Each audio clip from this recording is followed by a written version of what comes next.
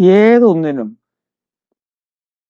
ആന്തരികമായിട്ടുള്ള ഒരു കാര്യമുണ്ടാവും, ബാഹ്യമായ ഒരു കാര്യവും ഉണ്ടാകും. മാങ്ങയുടെ പുറത്ത് തോലൊക്കെ ഉണ്ടാവും. ആന്തരികമായിട്ടാണ് അതിൽ കഴമ്പ് ഉണ്ടാവുക. നമ്മുടെ വിജ്ഞാനത്തിൽ ആന്തരികമായിട്ടുള്ള കഴമ്പിലേക്ക് നാം എത്താണ്ട് കിടക്കാറുണ്ട്. ജീവിതത്തിൽ വിജയമായിരിക്കും, ഭൗതിക തലത്തിൽ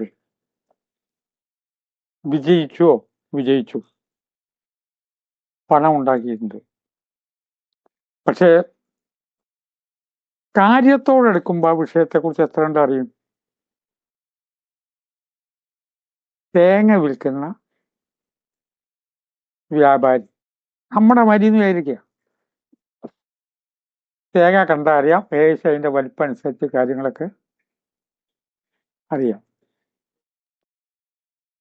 ആ തേങ്ങയുടെ അകത്ത കാര്യങ്ങൾ എത്ര അറിയാം? പരമാവധി അത് ഉണക്കിയാൽ വെളിച്ചെണ്ണ കിട്ടും. അപ്പോൾ അത്രയല്ലേ അർത്ഥമുള്ളൂ. എന്തെല്ലാം കാര്യങ്ങൾ ഈ ചകിരിയിൽ നിന്ന് കിട്ടുന്നുണ്ട്. ചിരട്ട, ആ ചിരട്ട എന്നുള്ളത് ഔഷധമാണ്. ചിരട്ട പൊട്ടിച്ച് ചൂടുവെള്ളത്തിലിട്ട് കഴിച്ചാൽ ക്യാൻസർ വരെ വരില്ല എന്നുള്ളതുകൊണ്ട് അങ്ങനെ ഉപയോഗിക്കുന്നവരുണ്ട്. ഇപ്പോഴത്തെ ഏറ്റവും പുതിയ രീതിയിൽ ചിരട്ട കത്തിച്ച് ചൂടുവെള്ളത്തിൽ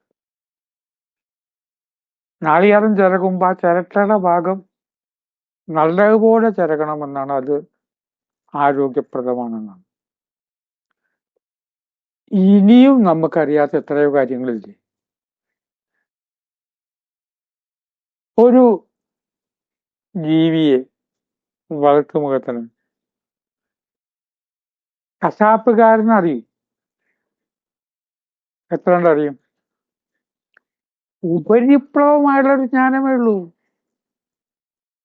ഇതിപ്പോ ഇത്ര കിലോ വരും, കിലോക്ക് മാംസം ഇത്ര രൂപ,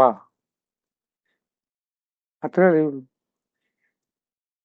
അതിൻ്റെ എത്രണ്ട് ഡീറ്റെയിൽസ് ആഴത്തിലേക്ക് ഉപരിപ്ലവ വിദ്യ വിട്ട് ആന്തരികമായിട്ട് ചോദിക്കുമ്പോ ഇയാൾക്ക് വല്ലതും അറിയോ? അങ്ങനെയൊക്കെ ഉണ്ടോ? ആ ജീവിയെ കൊല്ലുന്നു, അതിന്റെ മാംസം കഷ്ണം നോക്കി കൊടുക്കുന്നു. ഒരു ജീവിയെ കുറിച്ച് നമ്മളൊന്ന് പഠിച്ചാൽ, മുയലായാലും ആമയായാലും ഏതൊന്നിൻ്റെയും സൂക്ഷ്മ തലത്തിലേക്ക് കിടക്കുമ്പോൾ വളരെയധികം അറിവുകളുണ്ട്. ഇപ്പൊ ജീവിതത്തില് നമ്മളൊരു ടെറസിന്റെ മുകളിൽ നിൽക്കണം. അപ്പൊ അവിടെ നിന്നിട്ട് ഇങ്ങനെ മൈതാനത്തിൽ മേയണ ഒരു പശു.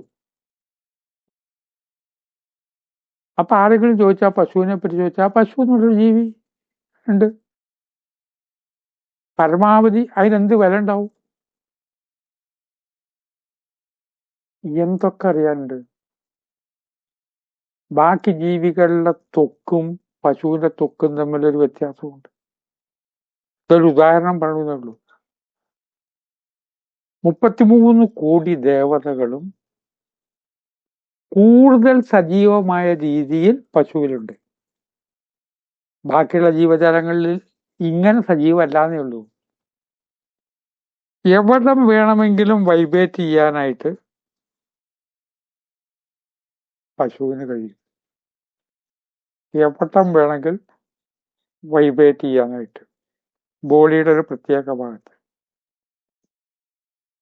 അപ്പൊ ഇത് അറിയാത്ത ഒരു വ്യക്തി പശുവിനെ കാണുന്നത് എങ്ങനെയായിരിക്കും?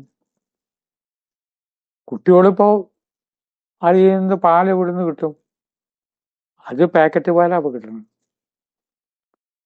പശുവിനെ കാണാത്ത കുട്ടികളും ഫ്ലാറ്റിൽ ഉണ്ടാകാം. അവരറിയോ പശുവിൽ നിന്നാണ്? ഇപ്പൊ പാലുണ്ടാക്കാൻ പശുവൊന്നും വേണ്ട എന്നുള്ളത് വേറെ വിഷയമാണ്, നമ്മൾ ഇതിനാട് ചേർക്കണ്ട. തുടർന്ന് കൂടുതൽ മനസ്സിലാക്കുമ്പോൾ പശുവിൽ നിന്ന് ശരി നിങ്ങളിപ്പോൾ ഏതുവരെ മനസ്സിലാക്കി? നമ്മുടെ ജീവിതത്തെ കുറിച്ചാണ് പറയുന്നത്, പശുവിനെ കുറിച്ചല്ല. ഞാൻ കുറച്ചും കൂടി മനസ്സിലാക്കി. എന്താണ്? പശുവിൽ നിന്ന് പാല് കിട്ടും. ശരി. പിന്നെ എന്തൊക്കെ മനസ്സിലാക്കി? പാല്, മോര്, തൈര്, നെയ്യ്, ഇത്രയും കിട്ടൂല്ലേ? കുറച്ചും കൂടി ആഴായി. ഉപരിപ്ലവജ്ഞാനത്തിൽ നിന്ന് കുറച്ചുകൂടി നീങ്ങി. പശുവിന്റെ ചാണകം നല്ല വളമാണ്, കുറച്ചും കൂടി അറിവായി. ആ ചാണകം ഒരു ജീവിയുടെ മലം മറ്റൊരു ജീവിക്ക് ഭക്ഷ്യവസ്തുവാണ്. ഇത് പ്രപഞ്ചത്തിന്റെ നിലനിൽപ്പാണ്.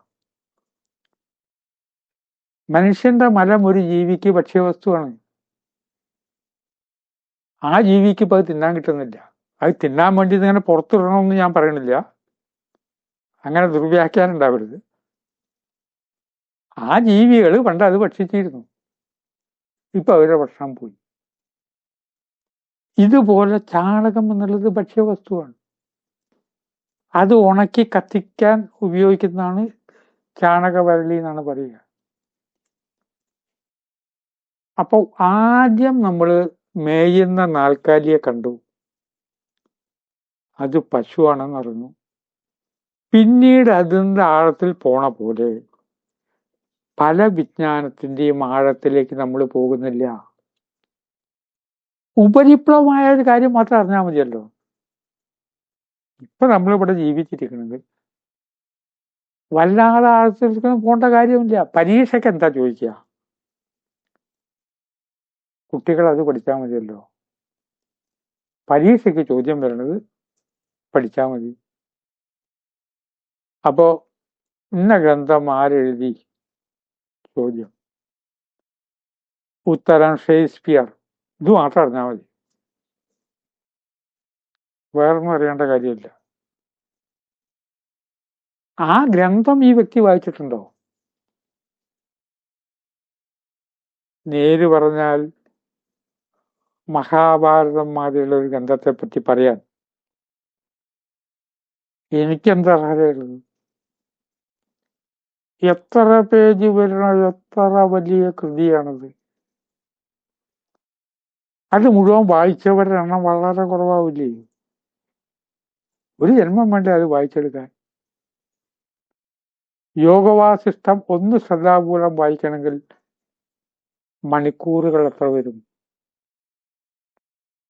തൽക്കാലം നമുക്ക് ജീവിക്കാൻ അങ്ങനെയൊന്നും അറിയണ്ട, അതൊരു സത്യമാണ്. ഇതിനെയാണ് ഉപരിപ്ലവജ്ഞാനം എന്ന് പറഞ്ഞത്. ഉപരിപ്ലവമാണ്. തൽക്കാലം ജീവിക്കാൻ നമുക്കിപ്പോൾ എന്താ വേണ്ടത്? തീവണ്ടി എങ്ങനെ ഓടണമെന്ന് അറിയണ്ട, ടിക്കറ്റ് എടുത്ത് ട്രെയിന് കയറുക. വിമാനം എങ്ങനെ ഓടണം അറിയണ്ട. ഇനി വല്ലാതൊരു അറിവ് വേണമെങ്കിൽ ഏത് വിമാനയാത്രയിലും അതിൻ്റെയുള്ള റിസ്ക് ഉണ്ട്. സയൻസ് എന്ന് പറയുന്നത് ഏതിനും അതിൻ്റെതായുള്ള റിസ്ക് ഉണ്ട്. പ്രകൃതിയുടെ ഒരു ധർമ്മത്തെ തെറ്റിക്കുമ്പോഴാണ് ഒരു കണ്ടുപിടുത്തം ഉണ്ടാവുന്നത്. ശരി, ഇപ്പൊ പശുവിനെ കുറിച്ച് മുഴുവൻ ആയോ ഉപരിപ്ലവം? അല്ല. പശുവിന്റെ 5 ഘടകങ്ങൾ ചേർത്തിട്ടാണ് പഞ്ചഗവ്യം ഉണ്ടാക്കുന്നത്. അത് വലിയൊരു ഔഷധമാണ്. മനസ്സിന്റെയും ശരീരത്തിന്റെയും ഇക്വിലിബ്രിയം കറക്റ്റാക്കി വെക്കുന്നത് പഞ്ചഗവ്യം. ഇതിനൊരു ചേരുവയുണ്ട്. നേര് പറഞ്ഞാൽ അതറിയുന്നവർ വളരെ കുറവാണെന്ന് ഞാൻ പറയുള്ളൂ. അറിയാത്തവരാണ് ഭൂരിപക്ഷം ഒന്നും പറയണില്ല, അറിയുന്നവർ കുറവ്.